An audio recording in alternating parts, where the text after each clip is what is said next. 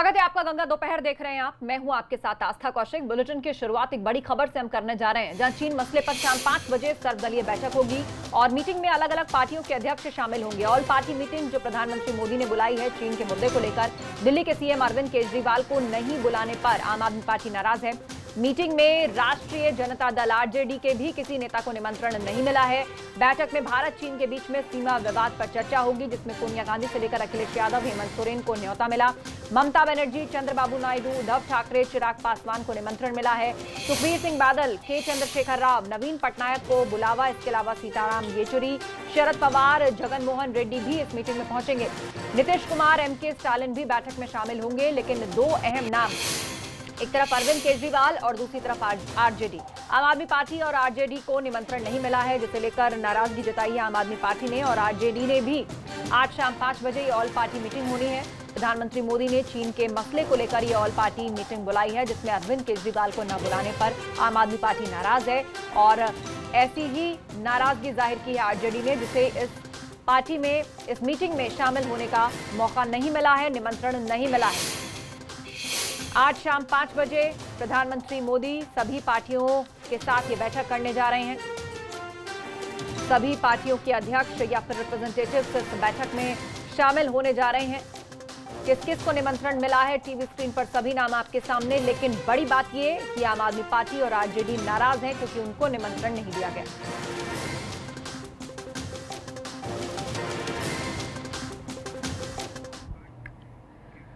तो सर्वदलीय बैठक से पहले विपक्ष से बातचीत की गई है। राजनाथ सिंह ने विपक्षी पार्टी अध्यक्षों से बातचीत की है। बसपा सुप्रीमो मायावती से भी रक्षा मंत्री राजनाथ सिंह ने बात की। उन्होंने कांग्रेस अध्यक्ष सोनिया गांधी को भी फोन किया। सपा की तरफ से बैठक में राम गोपाल यादव पहुंचे। तो इससे पहले विपक्षी पार्टियों से बातचीत की है रक्षा मंत्री राजनाथ सिंह ने। बसपा सुप्रीमो मायावती से उनकी फोन पर बात हुई। सपा की तरफ से राम गोपाल यादव पहुंचेंगे। ज्यादा अपडेट के लिए अविनाश तिवारी का रुख करते हैं, फोन लाइन पर जुड़ गए हैं। अविनाश, एक तरफ आरजेडी और आम आदमी पार्टी नाराज है, उन्हें निमंत्रण नहीं मिला।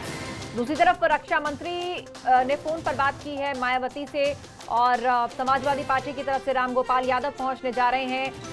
कांग्रेस अध्यक्ष सोनिया गांधी को भी फोन किया गया है। बिल्कुल आस्था, अगर बात करें तो आरजेडी, आम आदमी पार्टी, इसके अलावा एआईएमआईएम को इसलिए निमंत्रण नहीं दिया गया है क्योंकि उनके लोकसभा में 5 सांसद नहीं है।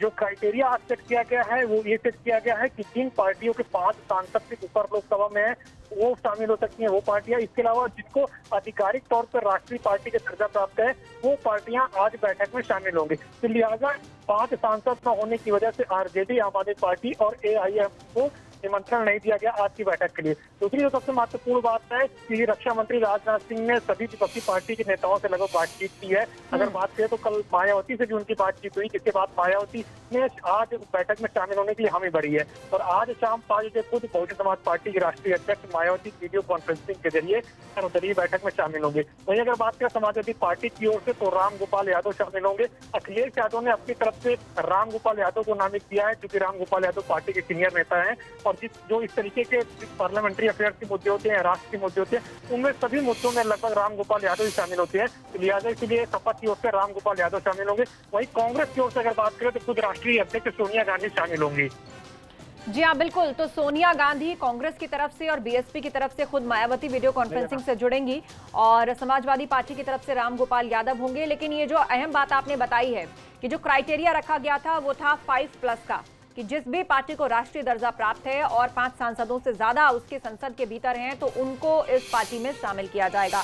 वो सभी नाम भी हम अविनाश दिखा रहे हैं। पर इस ऑल पार्टी मीटिंग से पहले सवाल भी खड़े किए गए कि चीन से जो तनातनी है वो अभी चल रही है, लेकिन पीएम ने ये बैठक 2 से 3 दिन बाद रखी है। डिप्लोमेट स्तर पे बातचीत लगातार चल रही है और पीएम चाहते थे कि पूरी डिप्लोमेट स्तर पे जो भी प्रगति हो उन सभी मुद्दों को लेकर तब विपक्ष के तमाम सारे नेताओं से बातचीत की जाए। और इसीलिए अगर बात करें तो लगातार विदेश मंत्री एस जयशंकर, चीन के जो विदेश मंत्री हैं उनसे बातचीत कर रहे थे। इसके अलावा और भी तमाम डिप्लोमेटिक तरीके से बातचीत कर रहे थे।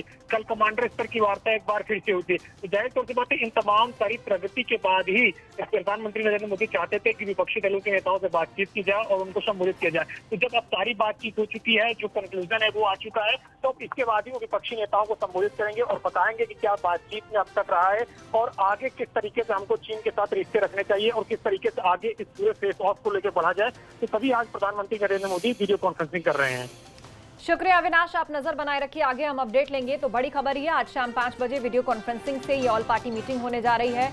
तमाम पार्टियों और उनके अध्यक्षों को निमंत्रण दिया गया। खुद राजनाथ सिंह ने बसपा सुप्रीमो मायावती से फोन पर बात की है और वो भी वीडियो कॉन्फ्रेंसिंग के माध्यम से जुड़ेंगी। आज सोनिया गांधी भी इस बैठक को अटेंड करेंगी। समाजवादी पार्टी की तरफ से राम गोपाल यादव इस बैठक में शामिल होंगे, लेकिन आम आदमी पार्टी और आरजेडी की तरफ से नाराजगी जाहिर की गई कि उनको निमंत्रण नहीं मिला है इस ऑल पार्टी मीटिंग के लिए। और अब अगली अहम खबर की तरफ हम बढ़ रहे हैं। पशुधन विभाग में फर्जी टेंडर मामले में आईपीएस पर शिकंजा कसता जा रहा है। 2 आईपीएस ऑफिसर्स के खिलाफ मिली भगत के सबूत मिले हैं। डीआईजी पीएसी अरविंद सिंह और दिनेश चंद की संलिप्तता इसमें सामने आती दिखाई दे रही है। व्यापारी को धमकाने वाले ऑफिसर के खिलाफ रिपोर्ट भेजी गई है। आईपीएस अरविंद सिंह के खिलाफ शासन को रिपोर्ट भेजी गई है। आशीष राय और एके यादव की कॉल डिटेल में इसके सबूत मिले हैं। कॉल डिटेल में डीसी दुबे से मिली भगत हुई उजागर। अन्य टेंडर के फर्जीवाड़े में भी डीसी दुबे के सबूत मिले हैं। जांच एजेंसी ने शासन को दोनों अफसरों के खिलाफ रिपोर्ट भेज दी है। तो पशुधन विभाग में फर्जी टेंडर मामले से जुड़ी हुई बड़ी खबर है, जिसमें 2 आईपीएस अफसरों के खिलाफ मिली भगत के सबूत हासिल हुए हैं और आईपीएस अरविंद सेन के खिलाफ शासन को रिपोर्ट भेज दी गई है। आशीष राय और एके राजीव की कॉल डिटेल के माध्यम से ये सबूत हासिल हुए और किस तरह से मिली भगत हुई। 2 ऑफिसर्स का नाम इसमें सामने आया है, डीसी दुबे और 2 आईपीएस अफसरों के खिलाफ मिली भगत के सबूत हासिल हुए हैं। अब डीआईजी पीएसी अरविंद सिंह और दिनेश चंद की संलिप्तता इसमें सामने आई है। व्यापारी को धमकाने वाले ऑफिसर के खिलाफ अब रिपोर्ट भेजी गई है। तो अन्य टेंडर के फर्जीवाड़े में भी डीसी दुबे के खिलाफ कुछ सबूत हासिल हुए हैं, जिसकी अब इन्वेस्टिगेशन चल रही है। संतोष शर्मा के पास आपको लिए चलते हैं, लखनऊ से लाइव जुड़ रहे हैं। संतोष, बड़ी खबर ये कि 2 आईपीएस अफसर, जिनमें से एक डीआईजी रैंक के हैं, उनके खिलाफ संलिप्तता के सबूत हासिल हुए हैं इस पूरे घोटाले, इस पूरे फर्जीवाड़े में। इतना ही नहीं, कई और विभागीय फर्जीवाड़ों में भी इनका नाम आ रहा है। देखिए, जो 2 आईपीएस अफसरों के नाम आ रहे हैं, ये दोनों ही डीआईजी स्तर के हैं। एक है डीआईजी पीएसी अरविंद सेन, जो इस समय डीआईजी पीएसी आगरा हैं, और दूसरे जो डीआईजी रूल्स एंड मैनुअल हैं, दिनेश चंद दुबे, डीसी दुबे। ये 2 आईपीएस अफसरों के खिलाफ जो जांच एजेंसी है यूपीएसटीएफ ने गृह विभाग को एक पत्र भेजा है, कार्रवाई के लिए पत्र भेजा है। इसमें साफ तौर पर लिखा गया कि जो वादी ने जो आरोप लगाया कि उसको 31 जब उसको एसपी सीबीसीआईडी के दफ्तर ले जाया गया, तो वहां पर जिस व्यक्ति के द्वारा धमकाया गया और सीबीसीआईडी दफ्तर में उससे जो फर्जी टेंडर दिए गए, उसके कागजात लिए गए, ये पूरा जो ताना बाना था ये सीबीसीआईडी के दफ्तर में बुना गया। और उस समय पर एसपी सीबीसीआईडी के पद पर अरविंद सेन थे और अरविंद सेन पहले एसएसपी आजमगढ़ भी रहे हैं और लिहाजा इस पूरे पशुधन फर्जी टेंडर घोटाले का जो मास्टरमाइंड है आशीष राय, वो आजमगढ़ का रहने वाला है। और लिहाजा अरविंद सेन का और दिनेश चंद दुबे भी एसएसपी आजमगढ़ रहे हैं। वहां से इन दोनों अफसरों के आशीष राय से संपर्क हुआ और उसके बाद से जो पशुधन घोटाला हुआ, इसमें अरविंद सेन जब एसपी सीबीसीआईडी बनकर के आए, जो अभी तक रिपोर्ट आ रही है यूपीएसटीएफ को, अभी तक जो जांच में सबूत मिले हैं, जो वादी ने बयान दिया है कि उसको एसपी सीबीसीआईडी के दफ्तर ले जाया गया। वहां पर उस समय पर एसपी के सीबीसीआईडी के तौर पर अरविंद सेन वहां पर थे। और वहीं दूसरी तरफ दिनेश चंद दुबे का अगर नाम की बात करें तो दिनेश चंद दुबे की जो कॉल डिटेल्स हैं, जो आशीष राय की कॉल डिटेल हैं, जो कथित पत्रकार एके राजीव की जो कॉल डिटेल्स हैं, उसमें लगातार दिनेश चंद दुबे से बातचीत होती नजर आ रही है। जब ये एसटीएफ जांच कर रही थी उस दौरान भी इनकी बातचीत हुई। लिहाजा तमाम ऐसे सबूत मिले जिसके आधार पर यूपीएसटीएफ ने अब गृह विभाग को इन दोनों आईपीएस अफसरों के खिलाफ कार्रवाई के लिए पत्र भेजा है। अब गृह विभाग इन पर कार्रवाई कब करेगा और तय करेगा कि किस तरीके की कार्रवाई की जाएगी। लेकिन एक बहुत महत्वपूर्ण बात और भी हम अपने दर्शकों को बताना चाहें कि अभी इस पूरी फेहरिस्त में कई और आईपीएस अफसरों के और एक कद्दावर आईएएस अफसर का नाम भी आ सकता है। कद्दावर आईएएस अफसर का नाम इस पूरे गैंग को शरण देने में आ रहा है। हालांकि अभी जांच एजेंसी उनके सबूत इकट्ठा कर रही है कि इस जो पशुधन विभाग में जो फर्जी टेंडर हुआ, उस फर्जी टेंडर के दिलाने में क्या उस आईएएस अफसर का मिलीभगत थी कि नहीं थी। और जो व्यक्ति जेल गए हैं अनिल राय का गठजोड़ उन आईएएस से किस तरीके से हुआ इस पूरे फर्जी टेंडर मामले में, इसकी जांच की जा रही है। लेकिन गाय बगाई ये चर्चा जरूर है कि वो वरिष्ठ आईएएस अफसर का भी नाम आ सकता है और उनके खिलाफ भी कार्रवाई की रिपोर्ट भेजी जा सकती है। फिलहाल इन 2 आईपीएस अफसरों के खिलाफ गृह विभाग को रिपोर्ट भेजी गई है।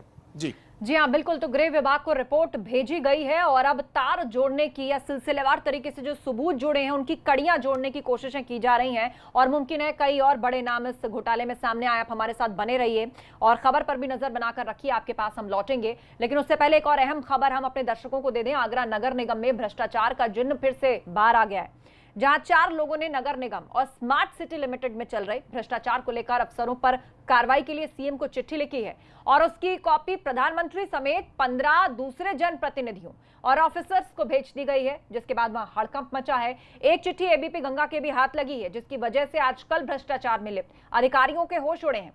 मुख्यमंत्री को लिखी गई चिट्ठी में गंभीर आरोप लगाए गए हैं। मंडलायुक्त अनिल कुमार, नगर आयुक्त अरुण प्रकाश समेत ऐसे कई अधिकारियों पर आरोप लगाए गए हैं। एबीपी गंगा के हाथ वो चिट्ठी लगी है जिसमें ये गंभीर आरोप हैं। इसकी एक कॉपी प्रधानमंत्री मोदी को, पीएमओ को भेजी गई है और नगर निगम में स्मार्ट सिटी को लेकर जो गड़बड़ियां चल रही हैं उसकी शिकायत की गई है। सीएम को चिट्ठी लिखी गई जिसमें गंभीर आरोप लगाए गए हैं। 15 जनप्रतिनिधियों को भी ये भेजी गई है और एबीपी गंगा के हाथ भी ये चिट्ठी लगी है।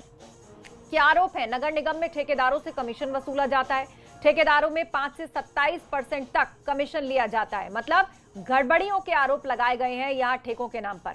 नगर आयुक्त को 2%, अपर आयुक्त को 0.7%। किसका कितना परसेंट डिसाइडेड है ये भी बात कही गई है। नोडल अधिकारी 0.7% कमीशन उसको मिलता है और नगर आयुक्त की भी अपनी एक परसेंटेज है। तो कुल मिलाकर ये पूरा भ्रष्टाचार ठेकों के दौरान जो चल रहा था, कहां तक इसका परसेंट बटा था, उस जैसे गंभीर आरोप है। नगर निगम में भ्रष्टाचार के आरोप है। नगर निगम में ठेकेदारों से कमीशन वसूला जाता है। ठेका देने के एवज में किसका कितना परसेंट बंधा है उसको खुलकर लिखा गया है। नितिन उपाध्याय का सीधा रुख करते हैं। नितिन, बहुत बड़ी बात या बहुत गंभीर आरोप यहां पर लगाए गए हैं और क्या कोई प्रशासनिक एक्शन अभी तक इस पर हुआ है? क्योंकि बकायदा किस अधिकारी या चेन में कौन कौन है, उसका कितना परसेंट है, उन तक के बारे में डिटेल लिखी हुई है इस चिट्ठी में। बिल्कुल आस्था, देखिए जिस जगह मैं खड़ा हुआ हूँ ये शहर की सरकार है, यहाँ से पूरा शहर चलता है और ऐसे में इस समय आगरा नगर निगम हो या स्मार्ट सिटी हो, भ्रष्टाचार का महासागर बन गया है। और जो चिट्ठी एबीपी गंगा को मिली है और जिसमें लिखा है कि किस तरीके से आगरा नगर निगम में तमाम जो ठेकों में 5% से लेकर 27% तक का कमीशन लिया जा रहा है, इसके साथ ही स्मार्ट सिटी के हर ठेके में 4.5% कमीशन लिया जा रहा है। और ये चिट्ठी में पूरी तरह से ये क्लैरिफाई किया गया है कि 1% जो चेयरमैन है स्मार्ट सिटी के आगरा मंडलायुक्त उनको जा रहा है, 2% कमीशन नगरायुक्त को जा रहा है, इसके साथ ही अपर नगरायुक्त और एग्जीक्यूटिव इंजीनियर आरके सिंह का नाम है।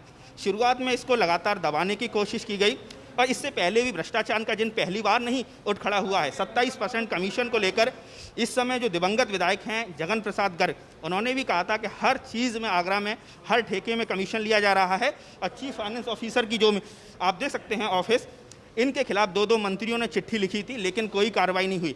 सवाल ये उठता है कि मुख्यमंत्री योगी आदित्यनाथ करप्शन को लेकर जीरो टॉलरेंस की पॉलिसी है और उनकी ईमानदारी की कस्में खाई जाती हैं, लेकिन उन्हीं के राज में आगरा में जिस तरीके से करप्शन की जो इंतहा हो गई है, करीब 1000 करोड़ के प्रोजेक्ट्स आगरा में स्मार्ट सिटी के चल रहे हैं।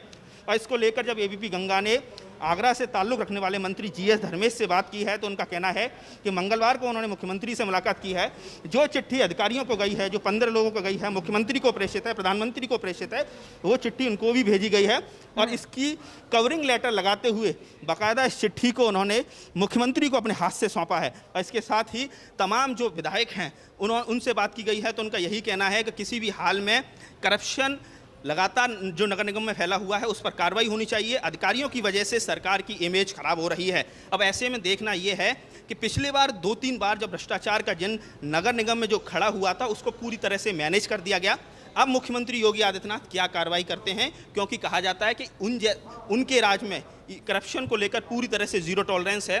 सीधे सीधे स्पष्ट लिखा गया है कि स्मार्ट सिटी का कोई भी काम हो रहा है 1% कमीशन चेयरमैन की वजह से मंडलायुक्त को जा रहा है। और इसको लेकर हमने आईएएस अनिल कुमार आगरा के मंडलायुक्त से बात करने की कोशिश की तो उन्होंने वो कैमरे पर सामने नहीं आ रहे हैं। नगरायुक्त कई 2 हफ्तों से आगरा में नहीं बैठ रहे हैं, उसके पीछे कहा जा रहा है कि उनको कोरोना की शिकायत है, लेकिन अभी तक कोई ऑफिशियल स्टेटमेंट उन अधिकारियों पर जिन पर आरोप लगा है, चार्जेस हैं, उनकी तरफ से कोई स्टेटमेंट नहीं आया है। लेकिन आगरा के मेयर नवीन जैन ने कहा है ये गंभीर मामला है। लेकिन सवाल ये भी उठता है कि मेयर यानी शहर की सरकार हैं, महापौर हैं और उनकी नाक के नीचे अगर ऐसा भ्रष्टाचार हो रहा है तो वो भी इसकी नैतिक जिम्मेदारी से नहीं बच सकते हैं। तो कुल मिला के कहा जाए एक बहुत ही महत्वपूर्ण चिट्ठी इस समय मुख्यमंत्री को संदर्भित की गई है, जिसमें एक तरफ करप्शन के चार्जेस हैं, भाई भतीजाबाद से लेके तमाम चीज़ें जो गंभीर चार्जेस हैं वो लगाए गए हैं। आगरा नगर आयुक्त का ऑफिस ये है, अब देख सकते हैं कि यहीं से पूरा शहर चल रहा है, नगर निगम के तमाम काम यहीं से होते हैं। इसके साथ ही स्मार्ट सिटी को लेकर तमाम चीज़ें, चाहे वो सीसीटीवी का जो पूरा टेंडर हो या तमाम काम हो, आर.के. सिंह चीफ जो एग्जीक्यूटिव इंजीनियर हैं, नोडल ऑफिसर स्मार्ट सिटी, वो तो कुल मिला के कहा जाए बहुत गंभीर मसला है। भ्रष्टाचार का महासागर अगर बना हुआ है नगर निगम स्मार्ट सिटी, तो ये कहना बिल्कुल भी गलत नहीं होगा। और इससे पहले भी चाहे जगन प्रसाद गर्ग हो, चाहे चौधरी उदयभान हो या जीएस धर्मेश हो, उन्होंने तमाम चिट्ठियाँ लिखी हैं कि आगरा में हर कुछ ठीक नहीं हो रहा, मुख्यमंत्री की मंशा के हिसाब से नहीं हो रहा है। और ऐसे में अब सवाल ये उठता है, क्या मुख्यमंत्री इस पर कार्रवाई करते हैं? क्योंकि 1000 करोड़ के तमाम टेंडर चल रहे हैं और उसमें अगर कैलकुलेट भी किया जाए कि तमाम टेंडर में 5% से लेकर 27% और दूसरी तरफ स्मार्ट सिटी में 4.5% का कमीशन का अगर खेल चल रहा है, तो वाकई में ये मुख्यमंत्री की जो जीरो टॉलरेंस है करप्शन को लेकर, उन पर बिल्कुल सवालिया निशान खड़े हो रहे हैं सरकार की मंशा पर। और किस तरीके से सरकार को फेल करने में अधिकारी जुटे हुए हैं, ये इस चिट्ठी से पता चलता है, जो चिट्ठी लगातार वायरल हो रही है। अब पूरी तरह से ये चिट्ठी हर एक इवन शासन के संज्ञान में है, मुख्यमंत्री के संज्ञान में है। कई दिनों तक इसको दबाने की कोशिश की गई और इससे पहले भी कई सारी ऐसी चिट्ठियां लिखी गई, लेकिन उनको दबा दिया जाता रहा। लेकिन अब एबीपी गंगा ने इस खबर को प्रमुखता से दिखाया है कि किस तरीके से आगरा में चाहे कोई शहर की सरकार होती है, कोई भी काम हो, सबसे ज्यादा पब्लिक को अगर काम पड़ता है, कोई भी विकास संबंधी काम हो, कुछ भी हो, तो नगर निगम से पड़ता है। और स्मार्ट बेशक नगर निगम की सीधे तौर पर जिम्मेदारी होती है, नगर निगम की सीधे तौर पर जिम्मेदारी होती है। और ये जो ठेकों में मिली भगत और कमिश्निंग की बात सामने आ रही है, तो अब इसको सरकार के संज्ञान में लाया गया है और सरकार जो दावे करती है कि हमारा जीरो टॉलरेंस है भ्रष्टाचार के प्रति, अब देखना होगा कि कितनी कड़ी कार्रवाई इस पर होती है और कब तक जांच बैठती है। शुक्रिया, आप नजर बनाए रखिए संतोष। आगे बढ़ते हैं और एक बड़ी खबर आपको बता दें, अब से चाइनीज ऐप का इस्तेमाल नहीं करेगी यूपी एसटीएफ। भारत सरकार की गाइडलाइंस के बाद आईजी एसटीएफ ने यह अहम आदेश दिया है। टिकटॉक समेत कुल मिलाकर 52 चाइनीज ऐप की ऐसी लिस्ट है जिसको बैन कर दिया गया है। यूपी एसटीएफ ने तौबा कर ली है इससे। चाइनीज ऐप के जरिए जासूसी और डेटा थेफ्ट की आशंका जताई जा रही है। गृह मंत्रालय ने पहले ही जूम समेत कई ऐप्स को खतरा बताया था प्राइवेसी के मामले में। संतोष शर्मा का रुख करते हैं। संतोष, ऐसे कौन से पॉपुलर ऐप्स हैं जिनको अब इस्तेमाल नहीं करेगी यूपी एसटीएफ? देखिए, यूपी एसटीएफ की तरफ से आईजी एसटीएफ ने एक लिखित तौर पर यह कहा जाए कि एडवाइजरी जारी की है कि यूपी एसटीएफ के जो लोग हैं, जो कर्मचारी हैं और उनके परिजन हैं, वो इन करीब 52 जो चाइनीज़ ऐप हैं, जिसमें टिकटॉक है, वॉल्ट है, Vigo video, Vigo live, Weibo, WeChat, SHAREit, UC news, UC browser, beauty plus, Xender, इस तरीके से करीब 52 ऐप्स हैं जो चाइनीज़ ऐप्स बताए जा रहे हैं, जिनको कि उन्होंने कहा है कि वो अपने एंड्रॉयड मोबाइल से उसको अनइंस्टॉल कर दें। उससे खतरा बढ़ सकता है, उनके मोबाइल का जो डेटा है वो चोरी हो सकता है, जासूसी हो सकती है। और वैसे भी जब कोरोना काल हुआ, उसके बाद से जब वीडियो कॉन्फ्रेंसिंग का दौर शुरू हुआ, उसके बाद से एमएचए ने जूम ऐप को लेकर जो एडवाइजरी जारी की थी कि जूम ऐप से जासूसी हो सकती है। और इस तरीके के तमाम ऐसे दुनिया के तमाम देशों से इस तरीके के मामले सामने आए कि वीडियो कॉन्फ्रेंसिंग के जो तथ्य थे, जो कंटेंट था, वो दूसरे देशों तक पहुंच रहे थे। लिहाजा उसी कड़ी में एमएचए ने जो गाइडलाइन जारी की थी, उसके बाद यूपी एसटीएफ ने इंटरनली, यानी यूपी एसटीएफ के अंदर में जो लोग कर्मचारी जो एंड्रॉइड फ़ोन यूज़ कर रहे हैं, उनके लिए एडवाइजरी जारी की गई है कि जो 52 ऐप्स जो हैं चाइनीज़, उनकी बाकायदा पूरी लिस्ट बनाई गई है। उन लिस्ट जो ऐप्स हैं उनको अनइंस्टॉल किया जाए, उनका इस्तेमाल ना किया जाए। यानी यूपी एसटीएफ चाइनीज़ ऐप्स का इस्तेमाल बंद कर रही है। जी हाँ, बिल्कुल। तो यूपी एसटीएफ जो है वो चाइनीज ऐप का इस्तेमाल अब बंद कर रही है। इससे पहले गृह मंत्रालय ने भी लिस्ट जारी की थी और कई चाइनीज ऐप्स को जो है डेटा थेफ्ट के मामले में रिस्की बताया था और अभी कड़ा कदम उठाया गया है यूपी एसटीएफ द्वारा। बहुत बहुत शुक्रिया अहम जानकारी के लिए संतोष। आगे बढ़ते हैं, मुरादाबाद से एक बड़ी खबर। 8 नए कोरोना के मरीज मिले हैं यहां पर। जिले में कुल मिलाकर अब 353 जा पहुंची है कोरोना मरीजों की संख्या। 15 मरीजों की इलाज के दौरान मौत की भी खबर है। अब तक 251 मरीज ठीक होकर घर भी पहुंच चुके हैं और 87 कोरोना पॉजिटिव मरीजों का इलाज अभी जारी है। तो जिले में कुल मिलाकर 353 पहुंच गई है कोरोना मरीजों की संख्या। रोजाना सिलसिला बढ़ रहा है। उबैदुर रहमान से अपडेट लेते हैं। उबैदुर, अब किस तरीके की तस्वीर कोरोना को लेकर मुरादाबाद में फिलहाल नजर आ रही है? रिकवरी रेट के लिहाज से बात करें, हालांकि 87 कोरोना पॉजिटिव केस ऐसे हैं जो एक्टिव हैं, 8 नए कोरोना मरीज मिले हैं। अब देखिए आस्था, हम आपको बता दें कि पिछले 3 दिनों में मुरादाबाद में लगातार कोरोना पॉजिटिव मरीजों की संख्या बढ़ रही है। कल भी 21 पॉजिटिव केस आए थे और परसों 16 पॉजिटिव केस मिले थे। हालत ये है कि अब मुरादाबाद में जो डीआरएम ऑफिस है उसको भी 3 दिन के लिए बंद कर दिया गया है, जिला अदालत को भी बंद कर दिया गया है, जेल में भी कोरोना पॉजिटिव केस पाए गए हैं। तो इस तरह से मुरादाबाद में जो कोरोना का संक्रमण है वो लगातार बढ़ रहा है। पिछले 3 दिन से लगातार आंकड़े जो है वो बढ़ते चले जा रहे हैं। हालांकि पिछले कुछ दिनों में कुछ कम हुई थी तादाद, लेकिन अब एकदम से ये बढ़ गई है और अब तक जो कोरोना मरीजों की मौत हुई है वो 15 लोग जो हैं कोरोना पॉजिटिव, उनकी मौत हो चुकी है अब तक मुरादाबाद में। तो एक बड़ी चिंता की बात है मुरादाबाद में। जैसे ही अनलॉक शुरू हुआ तो उसके बाद से लोगों ने लापरवाही शुरू की है, जिसकी वजह से ये इस तरह का संक्रमण जो है मुरादाबाद में बढ़ता नजर आ रहा है। जी हाँ, बिल्कुल, मुरादाबाद में संक्रमण बढ़ता नजर आ रहा है और सिर्फ मुरादाबाद की बात नहीं, पूरे प्रदेश और देश में यही देखा गया कि जब से अनलॉकिंग हुई है मामले जो हैं वो बहुत तेज रफ्तार से बढ़ रहे हैं। शुक्रिया उबैद अहम अपडेट के लिए। तो 353 पहुंच चुकी है मुरादाबाद में मरीजों की संख्या, 15 मरीजों की इलाज के दौरान मौत भी हुई है और 87 एक्टिव केसेज इस वक्त पूरे जिले में। उधर सुल्तानपुर में अवैध रूप से ले जाया जा रहा है अल्कोहल लदा ट्रक अनियंत्रित होकर पलट गया है। ट्रक के पलटते ही ट्रक ड्राइवर और खलासी यानी कि जो कंडक्टर है वो मौके से फरार हो गए। इस ट्रक में छोटे बड़े ड्रमों में करीब 7,400 लीटर शुद्ध अल्कोहल भरा हुआ था, जिसकी अनुमानित कीमत करीब 35 लाख बताई जा रही है। फिलहाल सूचना मिलते ही आबकारी विभाग और पुलिस महकमे के लोग मौके पर पहुंचे और उसे कब्जे में ले लिया। फिलहाल मामले को नकली शराब बनाने वाले शराब माफियाओं से जोड़कर देखा जा रहा है। तो अनियंत्रित होकर अल्कोहल से भरा हुआ ये ट्रक पलट गया। लाखों कीमत उस अल्कोहल की आकी जा रही है जो भरा हुआ था इन तमाम ड्रमों में और बड़ी बड़ी केन्स में।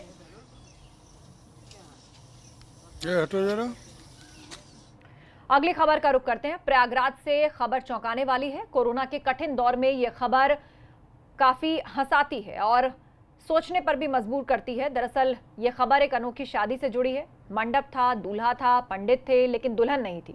फिर भी शादी कैसे संभव हुई और क्यों है पूरे इलाके में इसकी चर्चा, इस रिपोर्ट में आपको दिखाते हैं। प्रयागराज के भैदपुर गांव में हुई ये शादी भी दूसरी आम शादियों की तरह ही थी।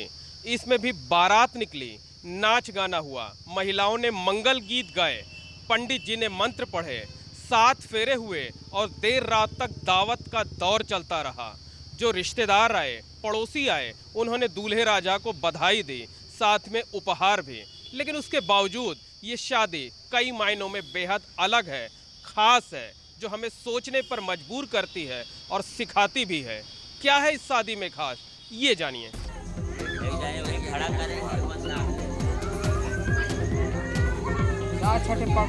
प्रयागराज शहर से करीब 30 किलोमीटर दूर बसा भैदपुर गांव इन दिनों पूरे इलाके में चर्चा का विषय बना हुआ है।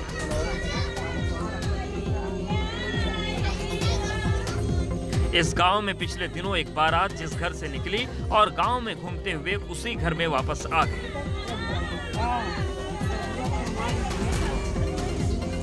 सुनकर आप चौंक गए होंगे, भला ऐसा भी कहीं होता है क्या? और इसके बाद शुरू हुई शादी की रस्में। महिलाओं ने मंगल गीत गाए, पंडित जी ने मंत्र पढ़े, 7 फेरे हुए, दूल्हे राजा को बधाई दी गई। शादी में छोटी से लेकर बड़ी तक हर वो रस्म अदा की गई जो दूसरी शादियों में होती है। शादी में शामिल हुए लोगों के लिए, उनकी जिंदगी के लिए ये सबसे यादगार शादी है। हमारे यहाँ रीति रिवाज के साथ शादी हुई है। जैसे एक लड़के और एक लड़के की शादी होती, उसी रिवाज से शादी किया गया है। पूरा कार्यक्रम किया गया है, पूरा खाना बना था, उसके रिवाज पूरा मंडप में जो होता है दुल्हन के साथ पूरा श्रृंगार किया गया है, दुल्हन बनाया गया था। अनोखी शादी सर, बच्चे भी सब हम लोग भी तो उपस्थित थे, देख रहे थे। शायद अच्छा लग रहा है देखने में कि ऐसा शादी हो रहा है। सब लोग खुश थे, हंस रहे थे कि हाँ अच्छी शादी हो रही है। दूल्हा खुश था, मौके पर उपस्थित थे, सब हंस रहे थे। अब आप सोच रहे होंगे कि सारी रस्में दूसरी शादियों की तरह हुई तो ये अनोखी कैसे? तो लीजिए उस रहस्य से हम पर्दा उठा देते हैं। इस शादी में सब कुछ सामान्य था, लेकिन दुल्हन नहीं थी। अब आप कहेंगे कि भला ये शादी हुई कैसे जिसमें दुल्हन ना हो, और लाल जोड़े में बैठी वो कौन है जो दुल्हन की तरह लग रही है?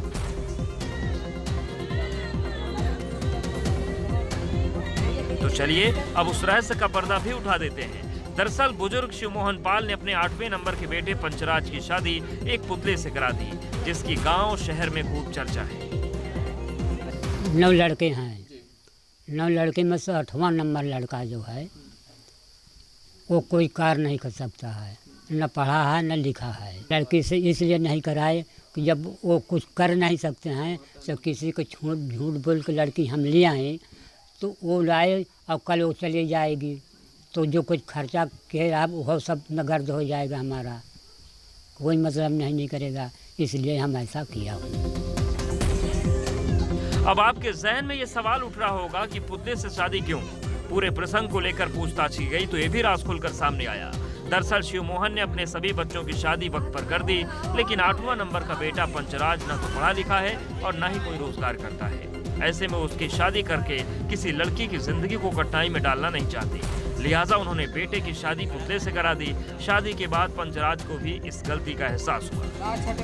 बुजुर्ग शिवमोहन का ये फैसला समाज को एक सीख भी देता है। उन्होंने बेटियों की खुशहाल जिंदगी के लिए एक संदेश देने की कोशिश की है। ये शादी भले ही लोगों को सालों साल याद रहे या ना रहे, लेकिन इसमें छिपे संदेश को हमेशा याद रखने की जरूरत है और साथ ही उस पर अमल करने की भी। कैमरामैन रोहित श्रीवास्तव के साथ मोहम्मद मोइन, ABP गंगा, प्रयागराज।